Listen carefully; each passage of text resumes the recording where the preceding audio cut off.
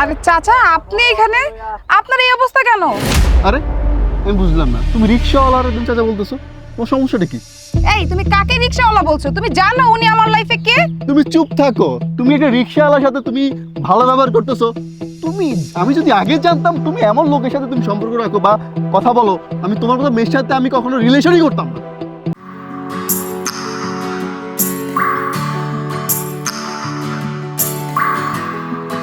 মামা যাবেন? হ্যাঁ যাবো। কোথায় যাবেন?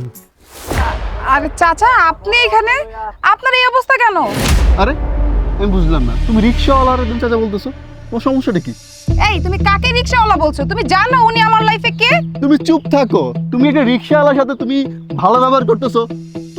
আমি যদি আগে জানতাম তুমি এমন লোকের সাথে তুমি সম্পর্ক রাখো বা কথা বলো, আমি তোমার মতো মেয়ের সাথে আমি কখনো রিলেশনই করতাম না। এই, তোমার মাথা ঠিক আছে? তুমি কাকে কি বলছো? আজকে যে আমাকে দেখতেছো না, আমি যে এখানে এত দামি দামি ড্রেস পরে দামি ঘড়ি পরে তোমার সামনে ডিং ডিং করে রাস্তা দিয়ে হাঁটতাছি, এটা কার জন্য? এই চাচার জন্যই পসিবল হয়েছে। আর তুমি ওনাকে কি বলে রিকশাওয়ালা? হ্যাঁ, আমার তো ভাবতেই ঘৃণা লাগছে যে তুমি আমার বয়ফ্রেন্ড, আর আমার চুজ যে এত খারাপ আমি তো কোনোদিন কল্পনাও করতে পারিনি। আজকে উনি রিকশাওয়ালা দেখে তুমি ওনাকে জাতা বলে অপমান করবে? হ্যাঁ, কোনোদিন যদি আমার এরকম অবস্থা হয়ে যায় তখন তো তুমি আমাকে চিনবে না, রাস্তায় ছুঁড়ে ফেলে দিবে। তুমি জানো উনি কে? হ্যাঁ, আমার লাইফে ওনার অবদান কতটুকু? তাহলে শোনো। মামনি, 2টা পার্সেল দাও ওই টেবিলে। আচ্ছা চাচা, একটু বসুন, আমাকে একটু সময় দিন, আমি বানিয়ে দিচ্ছি। হ্যাঁ ওকে মামনি, ঠিক আছে। ঠিক আছে।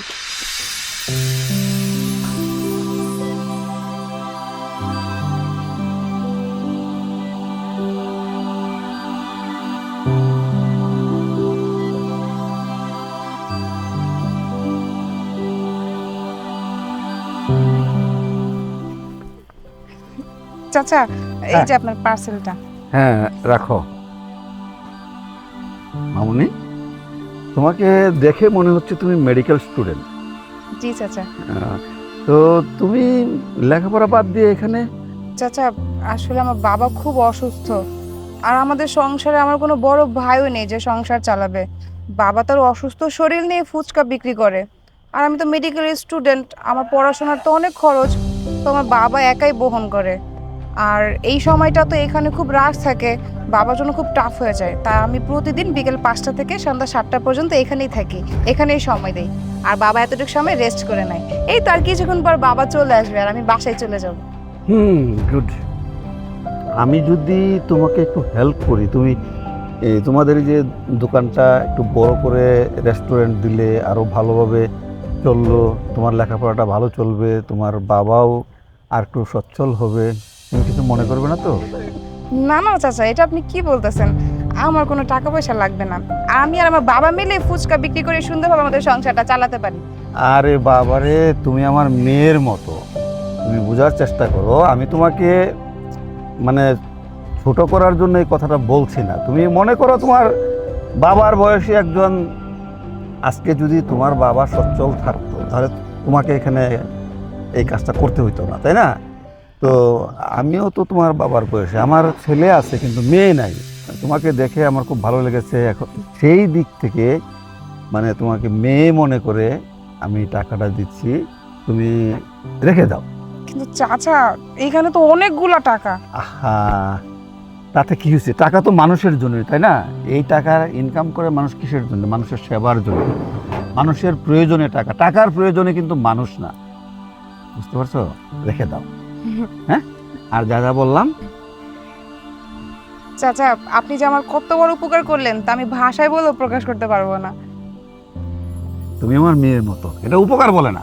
হ্যাঁ, তো থাকো, আবার হয়তো কোনোদিন দেখা হবে ইনশাল্লাহ। হ্যাঁ ইনশাআল্লাহ। ভালো থেকো। হ্যাঁ, ঠিক দোয়া আছে। করো। হ্যাঁ, তোমার আব্বাকে আমার সালাম দিও। হ্যাঁ হ্যাঁ, আপনিও ভালো থাকবেন। হ্যাঁ sure.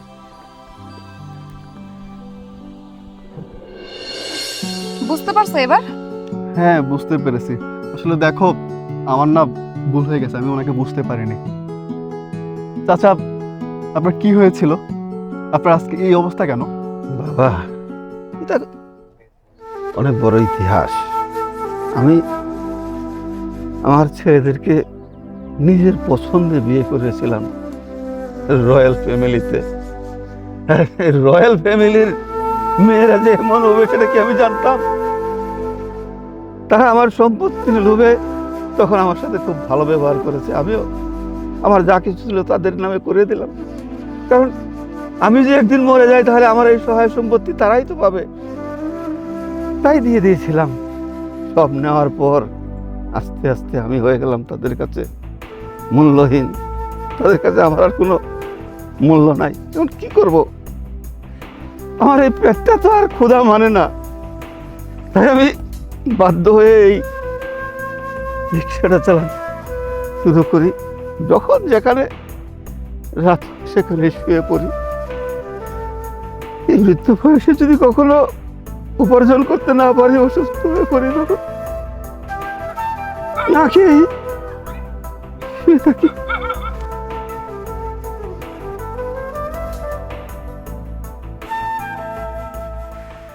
না না না চাচা, আপনি এভাবে বলবেন না প্লিজ। আপনার বাকি ছেলেরা নাই তো কি হয়েছে, আমি তো আছি না। আপনি আমাকে নিজের মেয়ের মতো মনে করবেন। আর আপনাকে কেউ দেখুক আর না দেখুক, আমি আছি না, এই মেয়েটা আপনাকে দেখবে। আর আজকে থেকে আপনি রিক্সা ভুলেও চালাবেন না। আপনাকে আমি আমার বাসায় নিয়ে যাব, আপনি আমার বাসায় থাকবেন, আমার বাসায় ঘুমাবেন। আপনার যত টেক কেয়ার করা দরকার সব আমি মেয়ে হিসেবে করব, সব দায়িত্ব আমি পালন করব। আপনি একটু টেনশন করবেন না। হ্যাঁ চাচা, ও ঠিক বলেছে। আজকে থেকে আপনি ওর বাসায় থাকবেন। আপনার কোনো টেনশন করতে হবে না। আজকে থেকে ওই সব কিছু আপনার দেখাশোনা করবে। আর এইরকম রিক্সা চালাতে হবে না আপনার, কারণ ভালো সময় তো আপনি ওরেই দেখেছিলেন। হ্যাঁ চাচা, আমার যখন খারাপ সময় ছিল, আমি অসহায় ছিলাম, তখন আপনি আমার পাশে দাঁড়িয়েছিলেন, আপনি আমাকে সাহায্য করেছিলেন।